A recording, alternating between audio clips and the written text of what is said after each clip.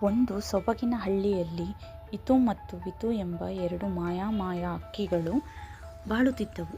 ವಿತು ಹೆದರುವ ಸ್ವಭಾವದ ಅಕ್ಕಿಯಾಗಿದ್ದರೆ ಇತು ಧೈರ್ಯಶಾಲಿ ಮತ್ತು ಆತ್ಮವಿಶ್ವಾಸದಿಂದ ತುಂಬಿರುತ್ತಿತ್ತು. ಒಂದು ದಿನ ಆ ಅಕ್ಕಿಗಳು ಆಕಾಶದಲ್ಲಿ ಹಾರಲು ಹೋದಾಗ ಆಕಸ್ಮಿಕವಾಗಿ ತೀವ್ರವಾದ ಮೊಳೆಯೊಡೆತ ಅವರಿಗೆ ಎದುರಾಯಿತು.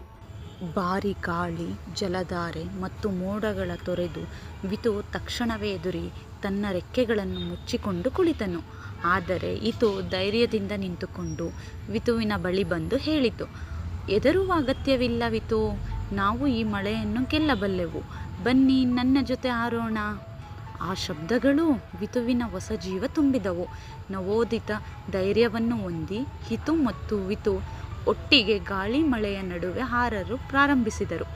ಅವರು ಶಕ್ತಿಯಿಂದ ಸಹಕಾರದಿಂದ ಮುಂದುವರೆದರು. ಕೆಲ ಹೊತ್ತಿನ ನಂತರ ಮಳೆಯೂ ನಿಂತಿತು. ಮೋಡಗಳು ದೂರವಾಗಿ ಆಕಾಶವು ಪವಿತ್ರವಾಗಿ ಪ್ರಕಾಶಿಸಿತು. ವಿತು ತನ್ನ ಮೇಲೆ ಹೊಸ ವಿಶ್ವಾಸವನ್ನು ಅನುಭವಿಸಿತು. ಕಥೆಯ ಪಾಠ: ಧೈರ್ಯ ಮತ್ತು ಸಹಕಾರ ಯಾವಾಗಲೂ ಬದಲಾಗುವ ಪರಿಸ್ಥಿತಿಗಳನ್ನು ಗೆಲ್ಲಲು ಸಹಾಯ ಮಾಡುತ್ತವೆ. ಜೀವನದಲ್ಲಿ ಯಶಸ್ಸನ್ನು ಸಾಧಿಸಲು ಧೈರ್ಯವೇ ನಿಜವಾದ ಮಾರ್ಗದರ್ಶಕ.